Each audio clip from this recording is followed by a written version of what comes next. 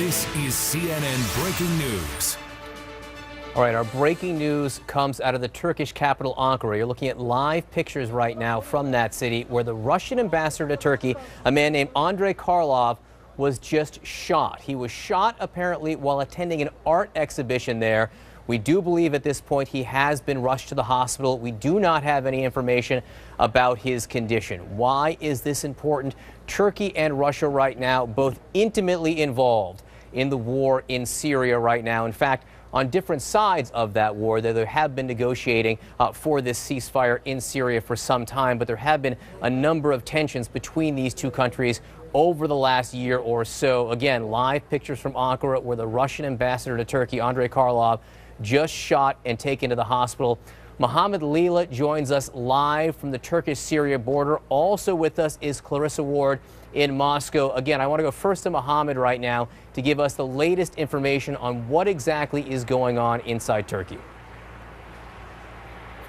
Well, John, we understand that the Russian ambassador, Andrei Karlov, may have been giving a speech at that art gallery when he was shot. We don't know how many gunmen were involved, and of course, we don't yet have a formal claim of responsibility. We know there have been a number of terror attacks inside Turkey just in the last few weeks, major terrorist attacks, in fact, but none of them have targeted a foreign dignitary, let alone someone as high as an ambassador. And we were talking earlier about this. There have been some tensions in the past between Turkey and Russia, but just in the last few weeks, we've seen a lot of those tensions die down.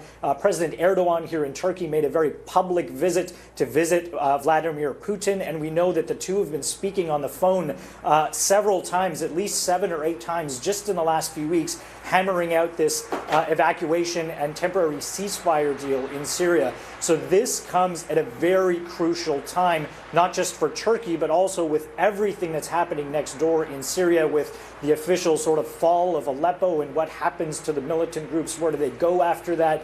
So there are a lot of questions now about how Turkey is going to respond. And of course, the big question in all of this, the big wild card, is how is Russia going to respond? A lot of that will depend on who was behind this attack, if that information is ever known. Clarissa Ward joins us now from Moscow. Clarissa, in November of 2015, Turkey shot down a Russian plane on the Turkish-Syria border. It was an Su-24 fighter jet. There have been tensions over the last several years, not to mention going back decades, between Turkey and Russia. But as Mohammed said, of late, the two nations, they had been negotiating on these ceasefire attempts in Aleppo.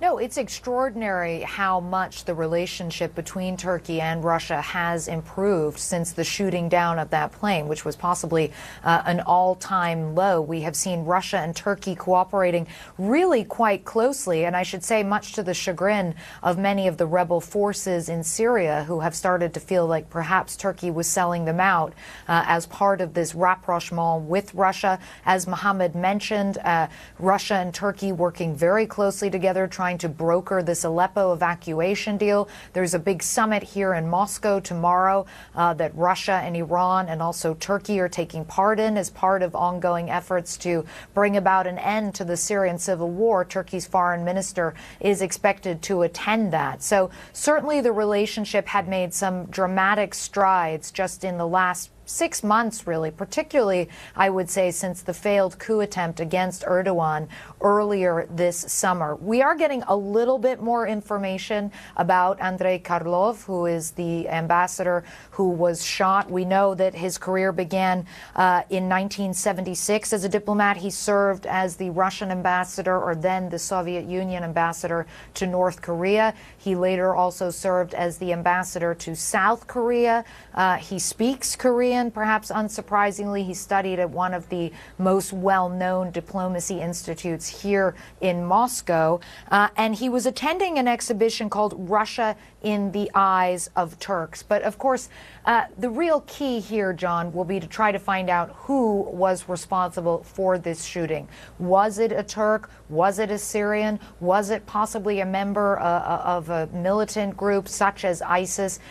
Only once we have a better sense of who was responsible for it and exactly what the motivation was for it, whether it indeed is related to what's happening at the moment in Syria, will we then get a better sense of how Russia is likely to respond. on, John. And that's the key here. We should say that there have been ISIS-linked attacks inside Turkey over the last year. There have also been attacks linked to Kurdish separatist groups in Turkey over the last several years. We just don't know at this point who is behind the attack. That is something we are going to keep our eye on throughout the day. Mohammed Leela, while we have you with us, can you give us briefly a quick update on what's happening on the ground inside Aleppo with the attempts to evacuate some of the civilians there?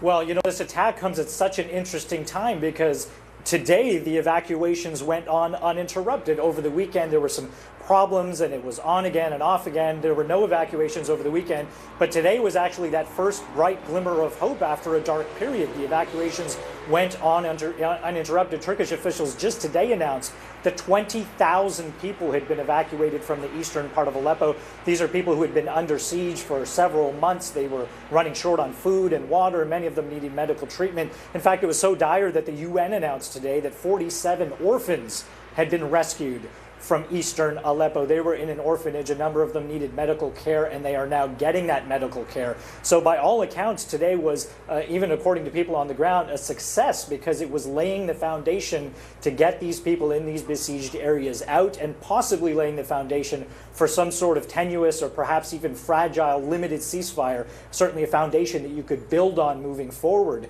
But now that the Russian ambassador has been shot and we just gotten word that he's in critical condition being treated in hospital, the question becomes now, not just what happens in Turkey, but how does this affect everything that's playing out in Syria? Because if it was one of these groups, for example, ISIS that has a presence in Syria, or one of the Al-Qaeda groups that has a presence in Syria, the question becomes not just what happens in Turkey, but the connection and the domino effect that takes place in the whole region, starting in Turkey, obviously, but then obviously moving on to Syria. Again, let's just bring you up to speed on what's going on right now. You're looking at live pictures from Ankara, the capital of Turkey, where the Russian ambassador to that country, Andrei Karlov, was shot multiple times, we are now told. Mohammed Leela just told us he's in critical condition. He has been taken to the hospital, the ambassador has. We will update you on his condition when we get it. But as Mohammed and Clarissa Ward were just telling you, this comes at a critical time in that part of the world. Both Russia and Turkey intimately involved with trying to figure out what's going on in Aleppo and forge some kind of peace or ceasefire there. It is tenuous at best, and this could only make things even more complicated. We will update you on the very latest information as it comes in. We'll be right back.